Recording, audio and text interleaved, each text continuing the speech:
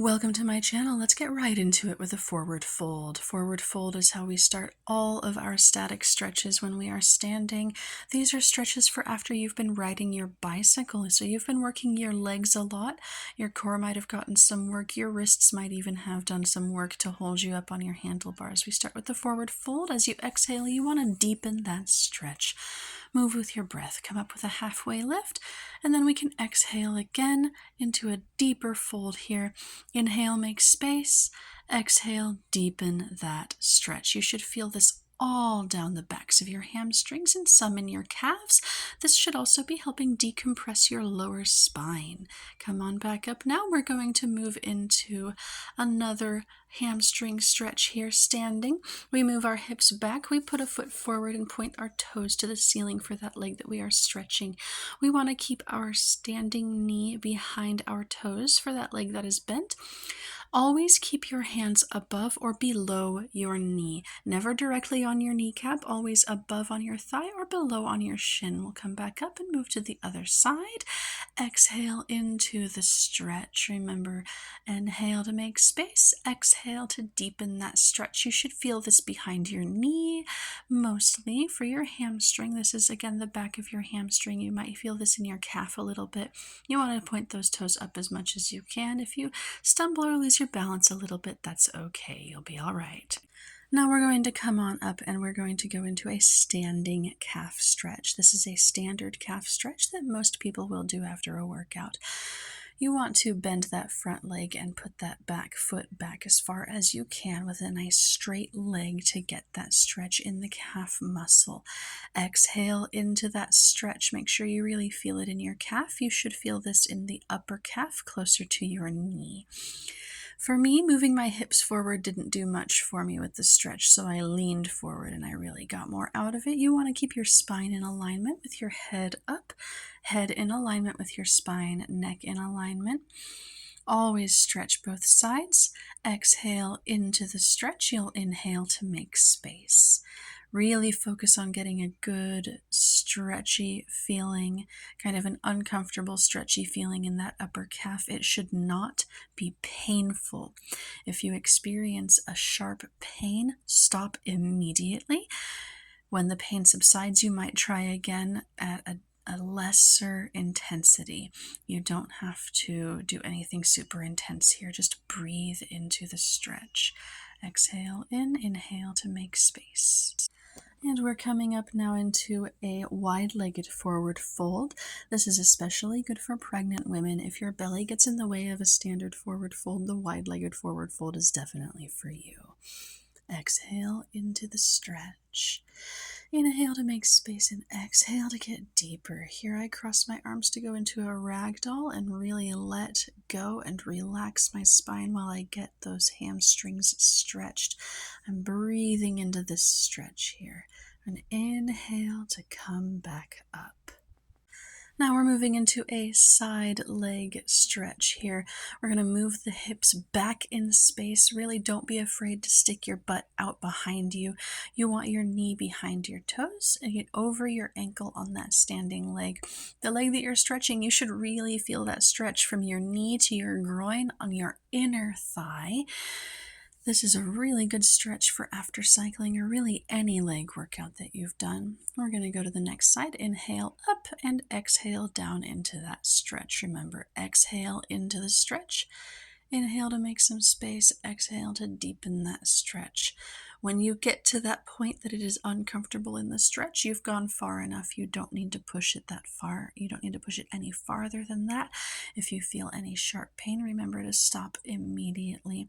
And then when you're comfortable, you might try again at a lower intensity. It should not be painful. It should only be mildly uncomfortable.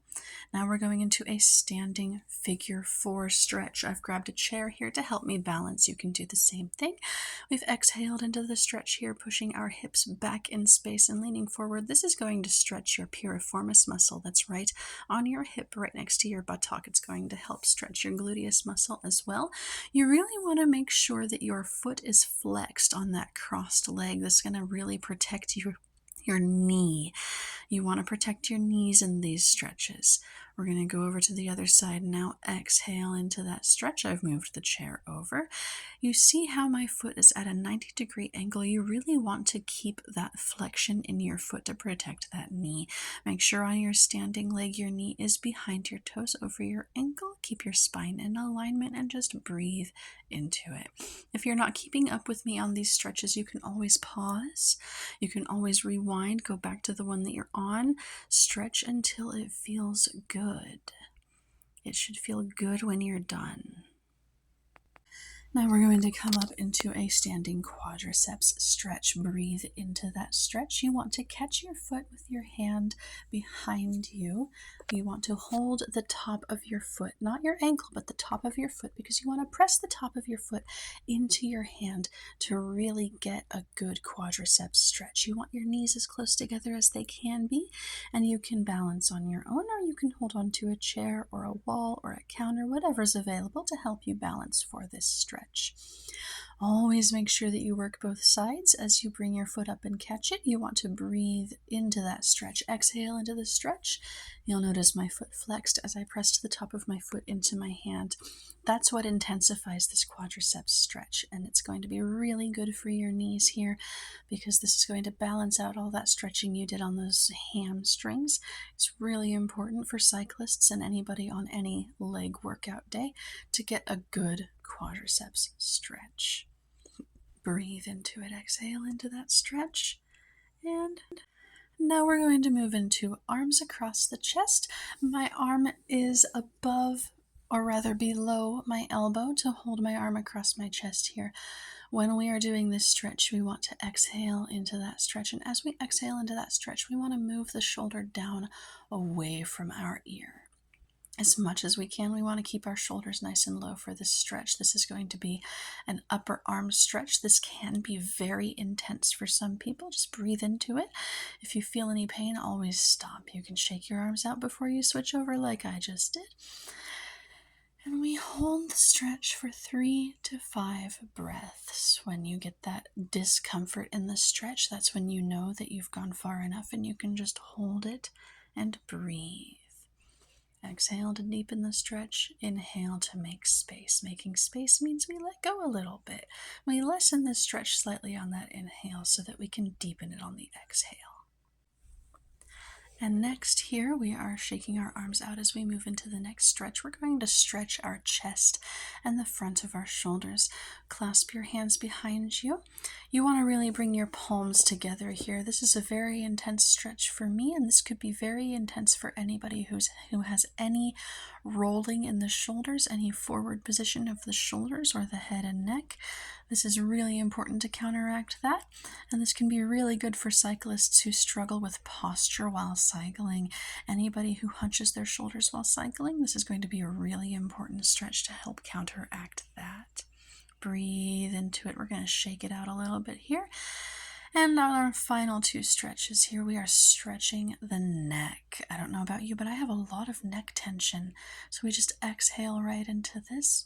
We want to stretch that arm down towards the floor so that the fingers are pointing, and we're really getting an intense stretch here in the top of the shoulder and in the neck. We're going to hold that for a few breaths, and then we can do some wrist rotations as we move to the other side and just breathe into that stretch. Super intense neck, top of the shoulder stretch here. Really good for cycling. Any arm workout really helps to relieve the tension in the shoulders and help relieve the neck tension. And you can hold this for as long as you like. I go for 3 to 5 breaths. That's all for today.